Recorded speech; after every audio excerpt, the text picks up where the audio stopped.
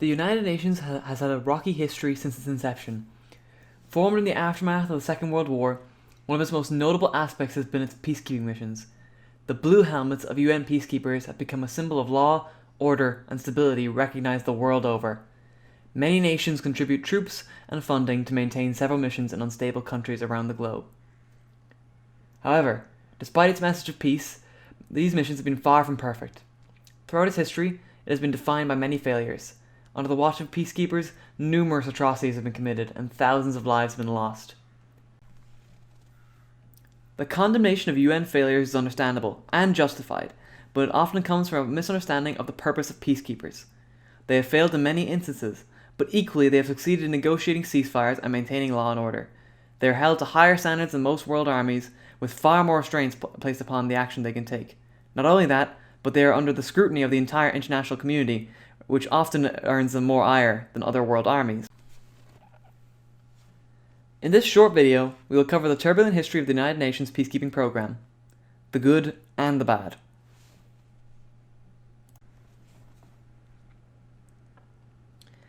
To begin with, it is important to define what exactly peacekeeping is. As the name implies, peacekeepers are deployed to keep the peace. While that may be obvious on paper, it is important to distinguish between peacekeeping and peace enforcement. The UN's peacekeeping troops operate effectively as well-armed police forces in the countries they are deployed to, meant to act more as a deterrent rather than a true military force. For peacekeepers to be deployed in the first place requires the consent of all parties involved in the conflict. This can impact their effectiveness, as in order for them to fulfill their purpose, both parties involved in the conflict must be dedicated to the process of peace. Interestingly, there is no direct mention of peacekeeping within the UN Charter. Rather, the provisions of several chapters provide for the establishment of armed forces to monitor and maintain the peace in troubled areas. Now, some background on the UN itself.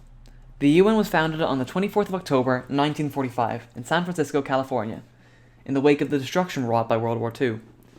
Initially comprised of 51 member states, including the UK, USA, China, Russia, and Mexico, the UN Charter was ratified based on the maintaining of world peace, encouraging good relations between countries, and the protection of human rights. The first peacekeeping mission was authorized in 1948 to monitor the peace during the Arab-Israeli War. This was before the days of armored white trucks driving through dangerous zones. This mission, UN Truce Supervision Organization, or UNTSO, was intended to keep an eye on the events of the war and maintain the ceasefire agreement. This operation is still in effect to the current day. A similar mission was deployed to monitor the border between Pakistan and India. This concept of monitoring two sides would go on to be a defining feature of UN peacekeeping operations in the years to come. Technically, the first armed UN peacekeeping mission would be deployed to Korea to help intervene in the war between North and South. However, this force was made up of mostly soldiers from the US military and wasn't a true peacekeeping mission as we understand them today. This was due to unique historical circumstances that allowed the US to circumvent the USSR's veto power and intervene in the conflict. The true beginning of armed peacekeeping missions being deployed was in Egypt to help resolve the Suez Crisis in the year 1957. Following the invasion by Israeli, British, and French troops, the Egyptian government agreed to allow UN troops to monitor their side of the border. The Israeli government, meanwhile, refused to allow UN troops onto their side of the armistice line. This force of 6,000 multinational soldiers was the first of its kind and signaled the arrival of a new age of peacekeeping. The idea of a multinational force of peacekeepers has been bounced back and forth since the days of the League of Nations, and while some action had been taken by the UN forces in places such as Korea, up until now, it was almost always as a sort of umbrella used by the superpowers, typically the United States, to give a political justification to their actions abroad. The reason the United Nations Emergency Force, or UNEF, was established so quickly was because, for once, the USSR and USA both agreed to the removal of all foreign troops from Egypt. However, Cold War tensions would damage many future missions.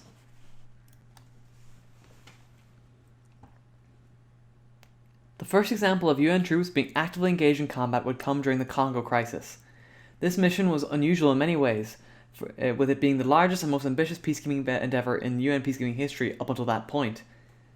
The United Nations Operations in the Congo, or ONUC as it was known, by its French acronym, was deployed to maintain order and protect the white population of the region from attacks by the native populace.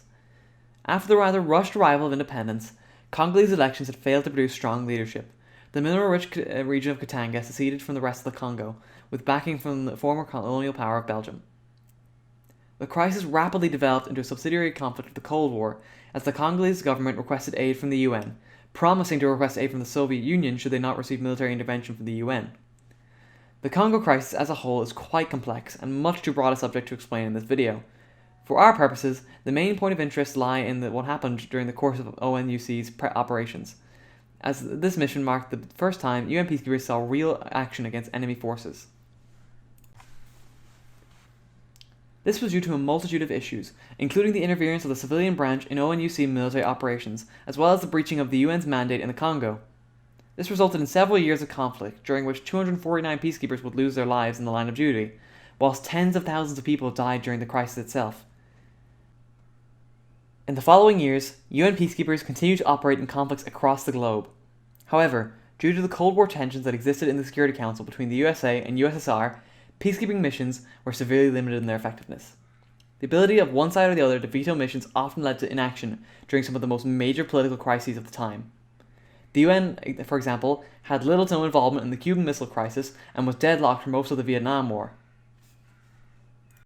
With the breakup of the Soviet Union in 1991, however, peacekeeping missions began to be deployed more and more often. In the 1990s, there were more missions established than in the previous few decades combined. However, not all of these were successful. For example, the UN infamously and disastrously failed to prevent the Rwandan genocide in 1994, which left nearly 1 million people dead. A year later, peacekeepers watched as Bosnian Serbs slaughtered nearly 10,000 Muslim men in a safe zone. That same year, UN peacekeeping suffered one of its most disastrous missions yet. A mission was deployed in Somalia to supply humanitarian aid and protect the populace. However, they were greeted with hostility on arrival. This would culminate in the death of 24 Pakistani peacekeepers, as well as 18 US soldiers. Their bodies were paraded through the streets on the orders of a warlord. This would result in many member nations pulling out their troops by the end of the year, in what became known as the worst UN failure of our lifetime by some officials. Peacekeepers have also been accused of various crimes while on duty, including rape. To combat this, the UN has introduced reforms to better investigate and punish the soldiers responsible. Overall, the history of the United Nations peacekeeping has been a difficult one. Often falling victim to inaction, poor bureaucracy, or the grand politics of the superpowers, it is hard to determine or measure the success of the Blue Helmets. We can only hope that the UN can learn from the mistakes of the past and improve itself to better provide peace and security for all people across the world. We hope you have enjoyed this short, informative video on the United Nations peacekeeping. We encourage you to do your own research into the topic, as it is vast with many more nuances than what we can pack into this small video. Overall, we hope that we've given you a bit more of a definitive message on what exactly UN peacekeeping is. Until next time.